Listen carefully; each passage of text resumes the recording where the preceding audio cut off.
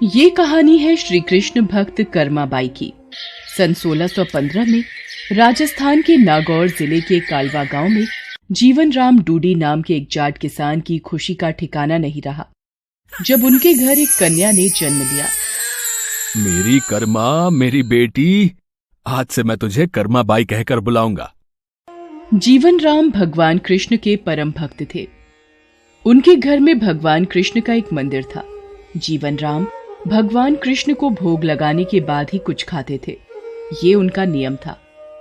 कर्माबाई जब थोड़ी बड़ी हुई तो एक दिन, पिताजी, आप हमेशा भगवान कृष्ण को भोजन खिलाने के बाद ही भोजन करते हो?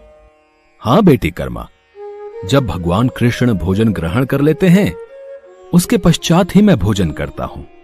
पिता से ये सब देखते सीखते कर्माबाई का बचपन बीत रहा था। कुछ वर्षों बाद एक दिन, बेटी कर्मा, मैं कुछ दिनों के लिए तीर्थ यात्रा पर जा रहा हूँ। जी पिताजी, बताइए क्या आज्ञा है? बेटी कर्मा, मेरे पीछे से भगवान कृष्ण की विधि से पूजा करके उन्हें भोग लगाकर भोजन ग्रहण करना। मैं तुम्हें उनकी पूजा विधि बता देता हूँ और घर का भी ध्यान रखना, ठीक है?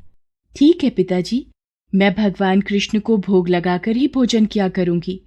आप निश्चिंत होकर जाइए। जीवन राम कर्माबाई को भगवान कृष्ण की पूजा और घर की देखभाल का कार्य सौंपकर तीर्थ यात्रा पर चले गए। अगले दिन, भगवान कृष्ण को भोग लगाना है, जल्दी से खिचड़ी बना लेती हूँ। हाँ, ये रहा देसी घी और गुड़। लो, तैयार हो गई आपकी खिचड़ी की थाली। मैं ये रख रही हूँ, आपको जब भी भूख लगे आप खा लेना। मैं तब तक घर के काम निपटा लूं। कर्माबाई खिचड़ी की थाली भगवान के आगे रखकर घर के दूसरे कामों में लग जाती है। वो एक दो बार आकर देखती है।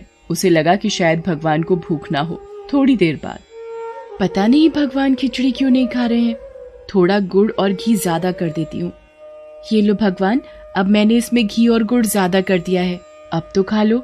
पिताजी आपके भोग की जिम्मेदारी मुझे सौंपकर तीर्थ यात्रा पर गए हैं। अब वो कुछ दिन बाद आएंगे, तब तक आप मेरे हाथ का बना भोजन खा लीजिए। मुझे ज्यादा व्यंजन बनाने नहीं आते। ये खिचड़ी आपके लिए बनाई है, इसे खा लो भगवान। मैं आपसे विनती करती हूँ, ये खिचड़ी खा लो, वरना जब तक आप भोजन नहीं करोगे मैं भी तब तक भूखी रहूंगी। देख लो फिर। कर्माबाई भगवान कृष्ण से नाराज होकर भूखी प्यासी उनके सामने ही बैठी रही। दोपहर से शाम बीत गई। कर्माबाई भगवान के समक्ष भूखी बैठी रही। भगवान कृष्ण ने जब देखा कि कर्माबाई जिद पर अड़ी है, मूर्ति में से आवाज आई, कर्माबाई, कर्माबाई, तुमने पर्दा तो किया ही नहीं। पर्दा करो, तभी मैं भोजन करूंगा। अरे हाँ प्रभु, रुकिए, मैं अभी अपनी चुनरी का पर्दा करती हूँ। आप आराम से खिचड़ी खाओ। आप मुझे पहले बता देते, इतनी सी बात के लिए पूरा दिन खुद भी भूखे रहे और मुझे भी भूखा रखा। थोड़ी देर में देखते ही देखते पूरी थाली खाली हो गई। भगवान कृष्ण के भोग लेने के बाद ही कर्माबाई ने भोजन किया। अब तो नित्य नियम से कर्माबाई सबसे पहले उठकर भगवान के लिए भोग बनाती और पर्दा करके भगवान के समक्ष बैठ जाती। थोड़ी देर बाद पूरी थाली खाली हो जाती थी। मुझे लगता है प्रभु को सुबह जल्दी भूख लगाती है। कल से सबसे पहले भोग ही बनाऊंगी, उसके बाद स्नान वगैरह और घर के काम बाद में ही किया करूंगी। हाँ, ये ठीक रहेगा। अब तो कर्मा की बनाई खिचड़ी भगवान कृष्ण बड़े चाव से खाते थे और पूरी थाली खाली हो जाती थी। एक दिन कर्मा के पिता तीर्थ यात्रा से वापस आते हैं। कर्मा बिटिया, कैसी है तू? पिताजी, मैं अच्छी हूँ। और आपके पीछे पहले दिन तो भगवान ने भोग ग्रहण करने में बहुत नखरे किए, फिर शाम को जाकर खिचड़ी खाई और अब तो भगवान कृष्ण सुबह सुबह ही मेरी बनाई खिचड़ी खा लेते हैं। मैं सबसे पहले उन्हें भोग लगाती हूँ, जब वो खा लेते हैं उसके पश्चात ही दूसरे काम करती हूँ।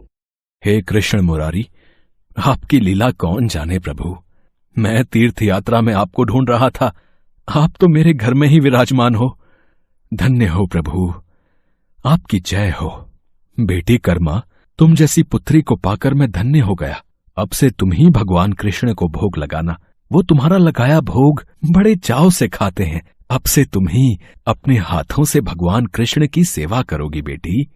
ये सब सुनकर कर्माबाई बहुत खुश होती है। अब तो कर्माबाई नियम पूर्वक जल्दी उठकर भगवान को भोग लगाती और बाद में सारे काम करती। कुछ वर्षों बाद कर्माबाई के पिता स्वर्गलोक को प्राप्त हो गए। अब कर्माबाई घर में अकेले रहती तो उनका मन नहीं लगता था, इसलिए वो भगवान कृष्ण की मूर्ति को लेकर तीर्थ यात्रा पर निकल गई और भारत में अलग अलग तीर्थों के दर्शन करने के पश्चात वो उड़ीसा के जगन्नाथपुरी मंदिर पहुंची। बस अब यही जगन्नाथपुरी में एक कुटिया में रहकर भगवान कृष्ण की भक्ति और सेवा करूंगी। कर्माबाई अपने नियम से सुबह सुबह भगवान कृष्ण को खिचड़ी का भोग लगाती और कुछ ही देर में थाली साफ हो जाती। भगवान बड़े चाव से सारी खिचड़ी खाते। उसके पश्चात कर्माबाई अपने नित्य स्नान ध्यान कार्यों को करती। एक सुबह, माँ, कुछ खाने को मिलेगा? बहुत जोरों की भूख लगी है। हाँ हाँ, आजा बेटा, यहाँ बैठ। मैंने अभी अभी श्री कृष्ण को खिचड़ी का भोग लगाया है। ले खिचड़ी खा बेटा। पसंद आई खिचड़ी तुझे? और दूं? बस माँ, पूरा पेट भर गया, आनंद आ गया तुम्हारे हाथ की खिचड़ी खाकर। माँ, क्या मैं ये स्वादिष्ट खिचड़ी कल भी खाने आ सकता हूँ? कल ही क्यों बेटा, तू रोज मेरे पास खिचड़ी खाने आ जाया कर। कर्माबाई की कुटिया में उस बालक के रूप में स्वयं भगवान जगन्नाथ खिचड़ी खाने पधारे थे और अब रोजाना कर्माबाई जब भगवान कृष्ण को खिचड़ी का भोग लगाती, थोड़ी देर बाद वो बालक भी खिचड़ी खाने आ जाता। एक दिन,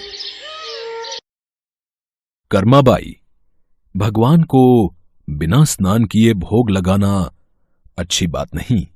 तुम रोजाना सुबह पहले स्नान आदि क्रियाएं करके विधि विधान से पूजा करके ही भगवान कृष्ण का भोग बनाया करो। ठीक है बाबा, अब मैं स्नान करके ही प्रभु का भोग बनाया करूंगी। साधु की बात मानकर कर्माबाई अगले दिन से स्नान करके पूजा के पश्चात भोग तैयार करती। इस कार्य में उन्हें बहुत देर हो जाती थी, पर वो बालक तो अपने समय पर ही खिचड़ी खाने आ जाता था। माँ, खिचड़ी दो ना, जल्दी दो, मुझे बहुत भूख लगी है माँ। थोड़ी देर रुक बेटा, अभी देती हूँ। अब तो बालक रूपी भगवान जगन्नाथ जल्दी जल्दी खिचड़ी खाकर बिना हाथ मुंह साफ किए भाग जाते थे। उन्हीं दिनों मंदिर के पुजारी जो काफी समय से मंदिर में सेवा कर रहे थे, ये जगन्नाथ भगवान के मुख पर खिचड़ी कैसे? मंदिर में तो काफी दिनों से खिचड़ी का भोग नहीं लगा, फिर ये भगवान के मुख पर खिचड़ी कैसे?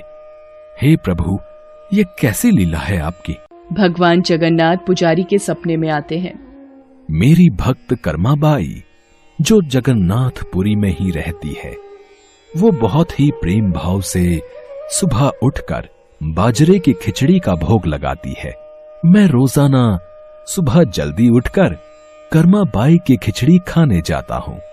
मुझे कर्माबाई के हाथ की खिचड़ी बहुत पसंद है। पर एक साधु ने उसके पास आकर सुबह स्नान और पूजा के बाद विधि विधान से भोग लगाने का बोल दिया है। अब कर्माबाई स्नान और पूजा के बाद भोग लगाकर मुझे खिचड़ी देती हैं। इन सब कार्यों में बहुत देर लग जाती है। मुझे बहुत तेज भूख लगती है। भक्तगण मेरा इंतजार कर रहे होते हैं, इसलिए जल्दी जल्दी खिचड़ी खाकर मैं बिना मुंह हाथ धोए वापस लौट आता हूँ।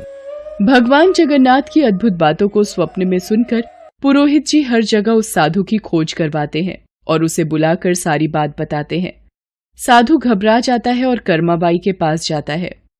कर्माबाई, तुम श्री कृष्ण भगवान की परम प्रिय भक्त हो। तुम्हारे लिए किसी नियम नीति की कोई आवश्यकता नहीं। तुम अपने अनूठे प्रेम से जिस प्रकार सुबह जल्दी उठकर भोजन बनाती थीं, वैसे ही बनाकर भगवान का भोग लगाया करो। ठीक है साधु बाबा, अब मैं पहले की तरह ही सुबह जल्दी भोग बनाया करूंगी। अब कर्माबाई फिर से पहले की तरह भगवान कृष्ण को भोग लगाकर उस बालक को बड़े प्रेम पूर्वक खिचड़ी खाने को देती थी।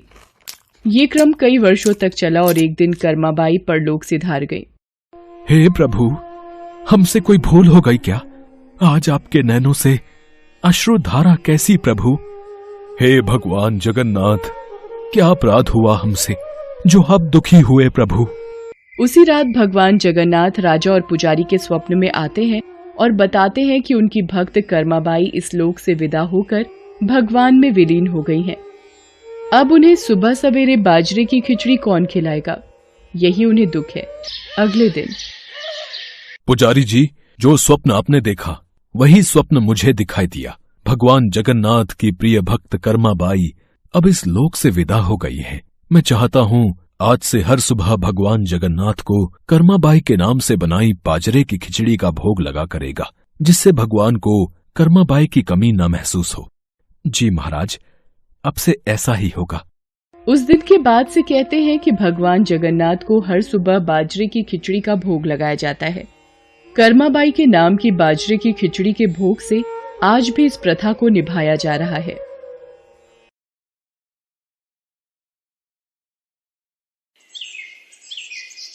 ये कहानी है भगवान विष्णु जी की परम भक्त पोपाबाई की। पोपाबाई अपने भाई और भाभी के साथ एक गांव में रहती थीं। नित्य प्रति भगवान की पूजा अर्चना और व्रत करना उनके स्वभाव में शामिल था। उनके भाई और भाभी कई बार उनसे शादी करने के लिए कह चुके थे। ऐसे ही एक दिन, पोपाबाई, तुम मेरी जिम्मेदारी हो। मैं चाहता हूँ तुम विवाह करके अपनी ससुराल जाओ, तो मेरी भी जिम्मेदारी पूरी हो जाएगी। पर तुम्हें जो भी लड़का देखने आता है तुम साफ इनकार कर देती हो। आखिर ऐसा क्यों है? भैया, मुझे विवाह नहीं करना। आप मुझे विवाह करने के लिए मत कहा कीजिए। मुझे किसी के साथ विवाह नहीं करना। मुझे सब पता है, तुम ये पूजा पाठ में ज्यादा मगन रहने लगी हो, यही कारण है तुम्हारे विवाह ना करने का। भैया, मेरा जीवन भगवान विष्णु को समर्पित है। आप जानते हो मेरे लिए भगवान विष्णु की पूजा अर्चना का बहुत महत्व है। पर पोपाबाई, तुम्हारे भैया भी तो तुम्हारा भला ही चाहते हैं। तुम्हारे लिए इतने अच्छे घर के रिश्ते ढूंढे गए हैं, पर तुम सभी रिश्तों को मना कर देती हो। भैया भाभी, आप दोनों मेरे कारण चिंतित मत होइए। मैं कभी भी विवाह नहीं करूंगी। मैंने सोच लिया है। मैं गांव के बाहर एक झोपड़ी बनाकर अब से मैं उसी में रहूंगी और अपना जीवन व्यतीत कर लूंगी। और आप मुझे रोकना नहीं भैया। मुझे प्रभु विष्णु की भक्ति करके अपार सुख की प्राप्ति होती है। मैं उन्हीं का नाम जपते हुए इस संसार से विदा होना चाहती हूँ। और फिर पोपाबाई ने गांव के बाहर ही झोपड़ी बना ली और उसमें रहने लगी। गांव के लोग पोपाबाई को गांव के बाहर झोपड़ी में रहता देख उनसे कारण पूछने लगे। पोपाबाई, क्या बात है? तुम यहाँ गांव के बाहर झोपड़ी बनाकर क्यों रहने लगी हो? बस एकांत में रहकर भगवान विष्णु की भक्ति करने का मन हुआ, इसलिए झोपड़ी बना ली। अब आप सब अपनी गाय और बछड़े मेरी झोपड़ी के पास घास चरने छोड़ दिया करो। मैं सभी के गाय बछड़ों की देखभाल भी कर लिया करूंगी और बदले में आप सब जो भी बचा खुचा खाने को दोगे मैं प्रेम से खा लिया करूंगी। पोपाबाई, तुम बहुत महान आत्मा हो। तुम सच्ची ईश्वर भक्त हो। और फिर उस दिन के बाद से सभी गांव वाले अपनी गाय और बछड़े पोपाबाई की झोपड़ी के पास घास चरने के लिए छोड़ दिया करते थे। तो पोपा ही उन सभी पशुओं की बहुत देखभाल करती थी और धीरे धीरे दिन बीतने लगे।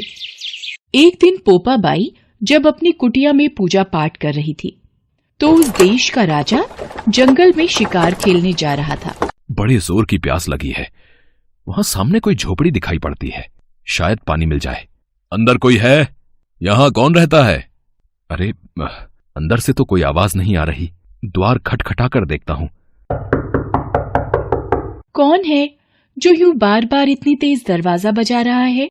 इतनी मधुर आवाज, लगता है कोई सुंदर कन्या इस झोपड़ी के भीतर है। आपकी आवाज पर मैं मंत्रमुग्ध हो गया हूं। मैं आपसे विवाह करके अपनी रानी बनाना चाहता हूं। राजन, मैं किसी पराये पुरुष का मुंह नहीं देखती, इसलिए आप यहाँ से चले जाइए।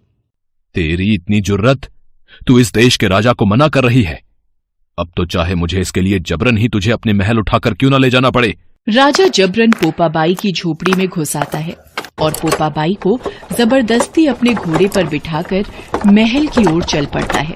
महल में पहुंचकर पोपाबाई गुस्से में आ जाती है और राजा को भरे दरबार में श्राप देती है। हे राजा, तू जबरन मुझे अपने महल ले तो आया है, पर तू मुझे कभी नहीं पा सकेगा। मैं तुझे श्राप देती हूँ, तेरा राजपाट सब नष्ट हो जाएगा, तू नहीं बचेगा। पोपाबाई के मुंह से निकले श्राप को सुनकर राजा घबरा गया, मानो उसे कोई चेतावनी मिल गई हो। राजा की सभी रानियों ने राजा को समझाया, महाराज, ये पोपाबाई कोई साधारण स्त्री नहीं है, ये विष्णु भगवान की परम भक्त है। आपने शायद इसके चेहरे का तेज नहीं देखा। इसका श्राप हमारे पूरे राज्य को ध्वस्त करे, इससे पहले कि देर हो जाए। पोपाबाई को वापस उसकी झोपड़ी में छोड़ आइए। हाँ महाराज, बड़ी रानी ठीक कह रही हैं। एक सच्ची निष्ठावान स्त्री, भगवान विष्णु की परम भक्त पोपाबाई का श्राप हमारे पूरे राज्य को नष्ट कर देगा। आप उसे सही सलामत छोड़ाओ। रानियों के परामर्श को सुनकर राजा पोपाबाई को वापस झोपड़ी में छोड़ने चल पड़ा। रास्ते में पाप की नदी पड़ी और धूप उठने से राजा उस नदी में डूब गया। भगवान ने राजा को उसके पाप की सजा स्वयं दे दी। हे प्रभु, मुझे एक पराये पुरुष ने हाथ लगाया और मेरा सतीत्व नष्ट करना चाहा। हे भगवान, मुझे इस पापी दुनिया में नहीं रहना। मैं अपनी इच्छा शक्ति से अपने प्राणों का त्याग कर रही हूँ। और फिर पोपाबाई ने अपनी इच्छा शक्ति से अपने प्राणों का त्याग कर दिया। पोपाबाई की आत्मा जब धर्मराज के पास पहुंची तो धर्मराज ने उनका बहुत आदर सत्कार किया। पोपाबाई, स्वर्ग में आपका स्वागत है। आपको वैकुंठ वास तो नहीं मिल सकता, क्योंकि आपने विधान के अनुसार नहीं बल्कि अपनी इच्छा शक्ति से मृत्यु को ग्रहण किया है। परंतु भगवान विष्णु की आज्ञानुसार आपको सोने का महल दिया जाएगा। आप यहीं स्वर्ग में राज्य करेंगी। जय श्री विष्णु, जैसी भगवान विष्णु की इच्छा। और फिर भगवान विष्णु के कहे अनुसार धर्मराज जी ने पोपाबाई को स्वर्ग का राज्य दे दिया। पोपाबाई स्वर्ग में रहने लगी। एक दिन एक सेठ सेठानी मृत्यु के पश्चात स्वर्गलोक पहुंचे। धर्मराज जी, ये स्वर्गलोक का द्वार बंद क्यों है? ये राज्य पोपाबाई का है। ये पोपाबाई कौन है धर्मराज जी? आप पोपाबाई को नहीं जानते? उनके बारे में जानने के लिए आप दोनों 7 दिन तक मृत्युलोक में रहकर 8 खोपरा से राई भरकर 5 कपड़े ऊपर रखकर कहानी सुनकर उद्यापन करना और कहना कि राज है पोपाबाई का, लेखा लेगी राई राई का। और फिर पोपाबाई की महिमा का गुणगान करते हुए सेठ सेठानी को स्वर्गलोक की प्राप्ति हुई। जो कोई भी भगवान विष्णु की परम भक्त पोपाबाई के नाम का जाप करता है, उस मनुष्य को पोपाबाई के आशीर्वाद से स्वर्ग की प्राप्ति होती है।